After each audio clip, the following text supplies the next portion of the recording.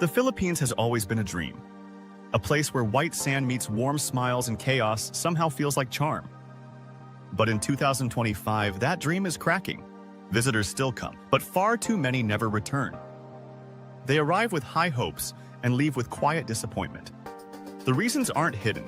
They're everywhere, written between the lines of everyday travel. Taxi scams at airports, double pricing at markets, power cuts in paradise, the small things that add up until they break the spell. Every country has flaws, but here, the gap between promise and experience keeps widening. Manila's skyline looks richer than ever, yet its streets still tell another story. For every luxury mall, there's a broken sidewalk and a waiting hand asking for help. The capital tries hard to impress, but the cracks show. Infrastructure strains under tourism's weight, and corruption bleeds into every transaction. Visitors whisper the same phrases now: too expensive, too difficult, too many scams. And when they compare the experience to Thailand, Vietnam, or Malaysia, the contrast hurts. Flights cost more, roads feel older, Wi-Fi cuts out when you need it most. It's not that the Philippines lacks beauty, it's that beauty alone no longer hides the flaws. Foreign travelers remember kindness here, but also exhaustion. The warmth feels real, yet behind it, people are just surviving. You can sense the tension at airports, hotels, and ports. Everyone's trying, but the system doesn't help them succeed.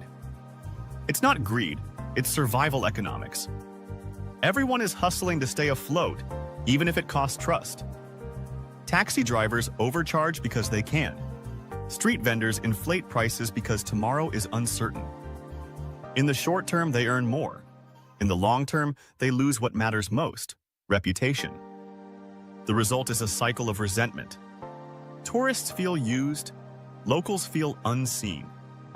And when that trust breaks, no marketing campaign can fix it. Word of mouth spreads faster than government recovery plans. Boracay's white beach still glows under perfect sunsets. But behind the hotels, construction waste piles up, an echo of a paradise that forgot how to breathe. Palawan still feels untouched until you drive inland. Potholes, plastic, and poverty hide beneath the Instagram frame. In Cebu, traffic feels endless. You spend more time waiting than wandering. Travelers expect island freedom and get urban fatigue. Every delay, every scam, every overcharge chips away at loyalty.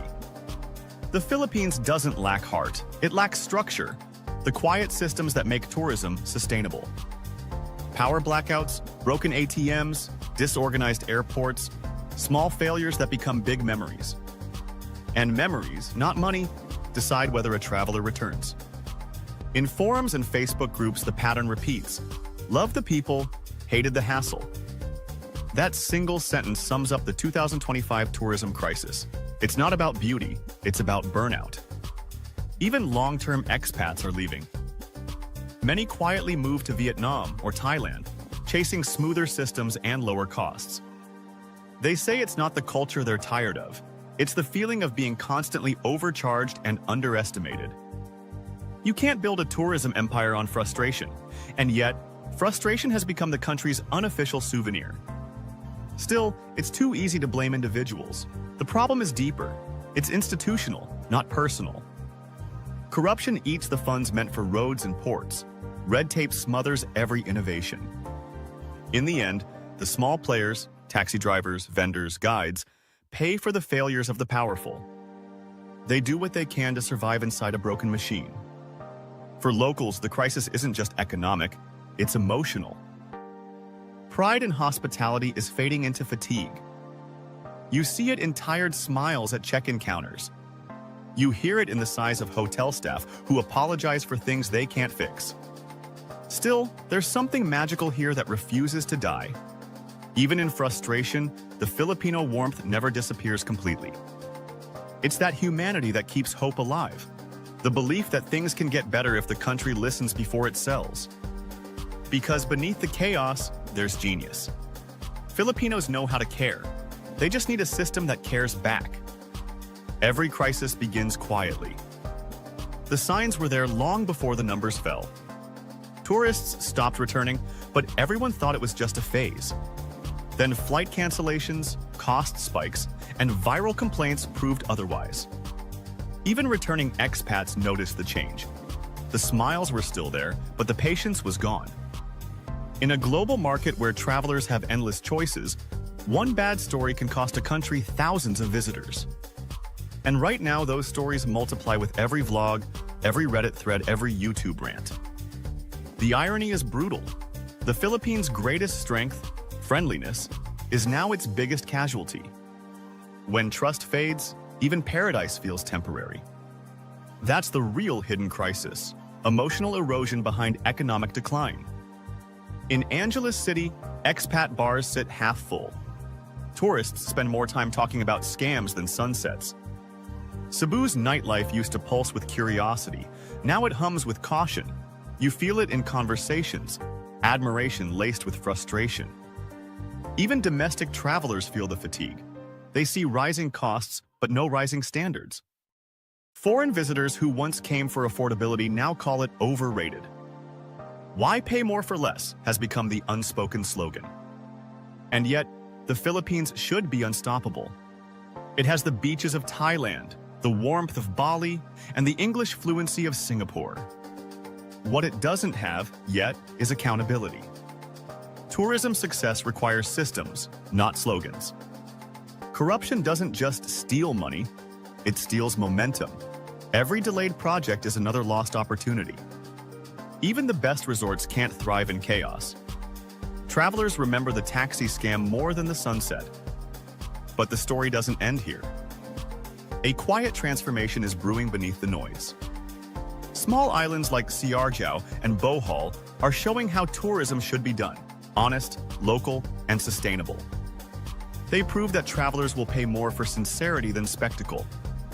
New entrepreneurs are rewriting the rulebook. Eco-resorts, transparent pricing, community-run tours. The new face of Filipino travel is humble but smart.